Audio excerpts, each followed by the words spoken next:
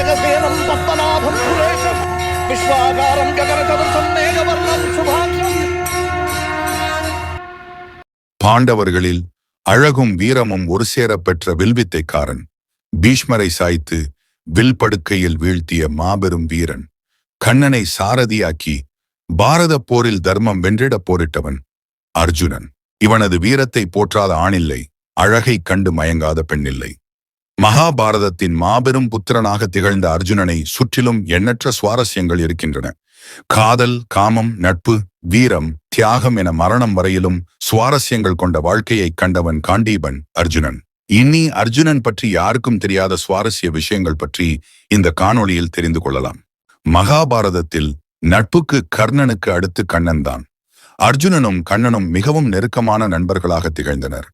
குருஷேத்திர போரில் பலமுறை அர்ஜுனனின் உயிரை கண்ணன் காப்பாற்றியுள்ளான். அர்ஜுனனுக்கு திரௌபதி, உலுப்பி, சுபத்ரா, சித்ராங்கதா என 4 மனைவி உள்ளனர். வீரத்தை காட்டிலும் இவனது கட்டழகை கண்டு மகிழ்ந்துருகியவர்களே அதிகம்.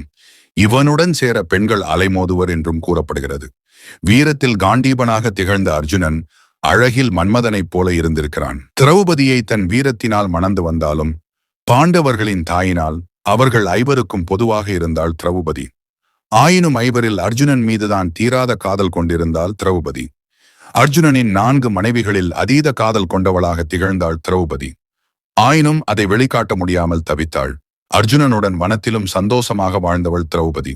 ஊர்வசி ஓர் தேவதை ஆவாள். இவள் இந்திர லோகத்தில் அப்சரஸாக வாழ்ந்து வந்தாள்.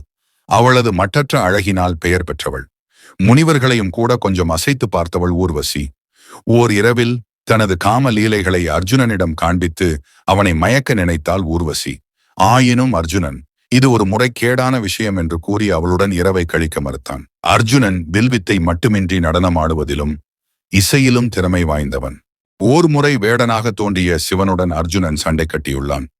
பிறகு அவர் சிவன் என்று அறிந்ததும் மன்னிப்பு கோரி நின்றுள்ளான் அர்ஜுனன். சிவனும் அர்ஜுனனை மன்னித்து அருளியுள்ளார். குருஷேத்திரம் தொடங்கி போரிட்டு கொண்டிருக்கும் போது நடுவே தனது குடும்பத்தை தானே அழிப்பதா என்று போரை விட்டு விலக முற்பட்டான் அர்ஜுனன். அப்போதுதான் கண்ணன் பரமாத்மாவாக உருவெடுத்து அர்ஜுனனுக்கு கீதை உபதேசித்து அவனது பிறப்பின் ரகசியத்தை எடுத்துரைத்து போரிட வைத்தார். அந்த உபதேசம் குருஷேத்திரத்தில் தொடர்ந்து போரிட்டு அஸ்தினாபுரத்தின் பிதாமகர் பீஷ்மரையே வீழ்த்த வைத்தது. இந்த பதிவு உங்களுக்கு பிடித்து இருந்தால் சேனலை சப்ஸ்கிரைப் செய்யவும்.